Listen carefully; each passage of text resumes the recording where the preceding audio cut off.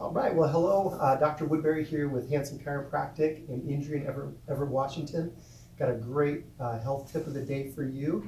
Got Tina here in the office helping me out today. Thanks, Tina. So today we're going to walk you through some basically core stability and strengthening exercises. Like I said, for your core and your lower back. We're also going to get into some flexibility, which is also going to be very beneficial. Don't realize it, but ultimately everything we do every day, from lifting a bag of groceries to picking up our child, getting in and out of our car, we actually use our core muscles quite a bit.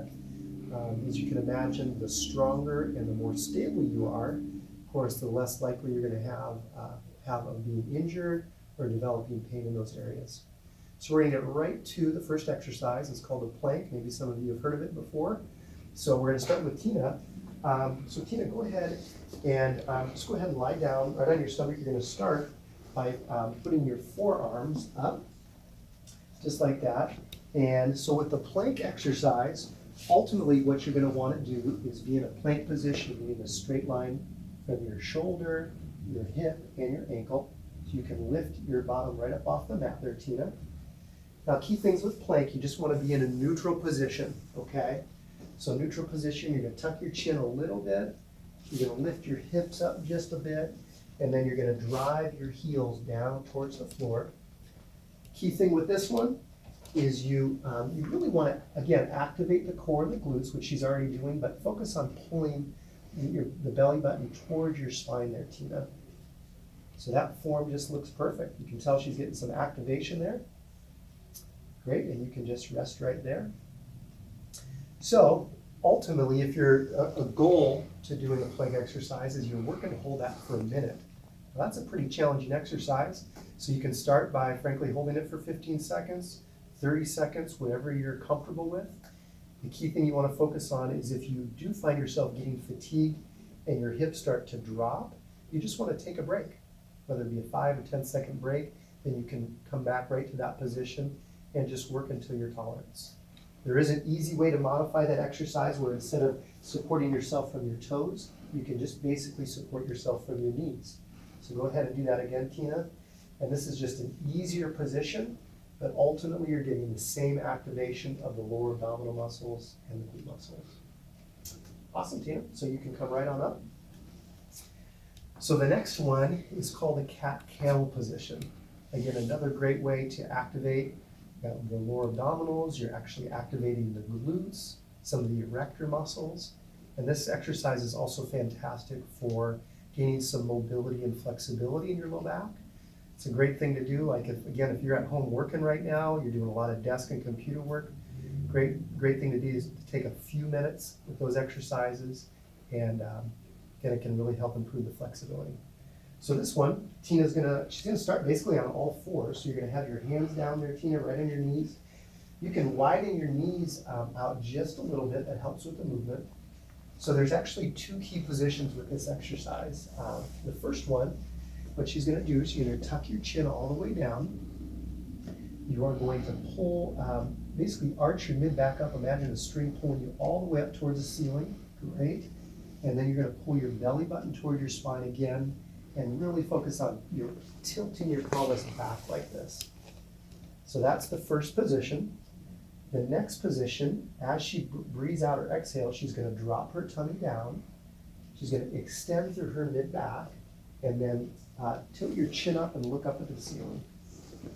There you go. You can see she's got a nice arch of extension through here. Great for flexibility in the lower back. Let's go back to the first position again. So you can tuck your chin.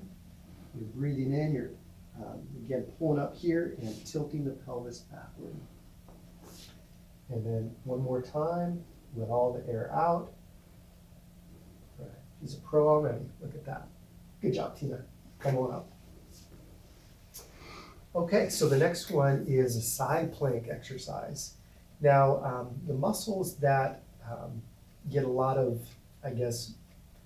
recognition are the muscles in the front of the abdominals called the rectus abdominis, but doing a side plank exercise is actually more favorable for really strengthening and stabilizing the core muscles.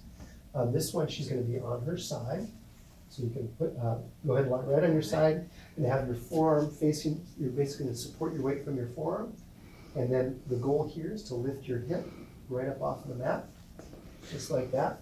So here you want to be in a nice neutral position. Notice how her head is neutral. She's not bending it one way or the other. She's got her hand on her hip here to stabilize, which is excellent. And if you feel a little bit wobbly doing this, what you can do, you can just spread your feet apart a little bit. That just helps to give you a little bit more stability. Again, you're still getting great activation. Again, glute medius muscle, and then also those oblique muscles on the side. You can relax there. Good job. I'll show you one quick modification of this one.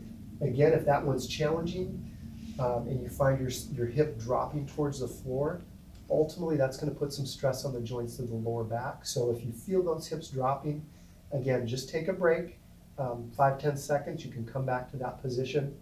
It's a lot better to hold a great solid position and kind of compromise and put any additional stress on your back. How to modify this one, instead of supporting here, she can again just support herself at the knees. Again, same position, she's stabilizing here with her hand. She's getting great activation of her obliques and also those glutes. If she'd like, she can bring that upper arm up. It's going to be a little bit more challenging. And again, a great thing to do is to think about building up to a minute at a time of this exercise. Of course, you want to do it on both sides, and you can relax. Awesome. How'd those go? Good. Good? Good. Awesome. Come on up. All right, so again, 3 simple exercises. Those took just a couple minutes to do. Great way to get great activation of your core, the glutes that stabilize your lower back. Again, it's Dr. Woodbury coming from Hanson Chiropractic in Injury in Everett, Washington. If you like this video, please like us on Facebook. You can subscribe to our YouTube video, and we'll look forward to seeing you next time. Thank you.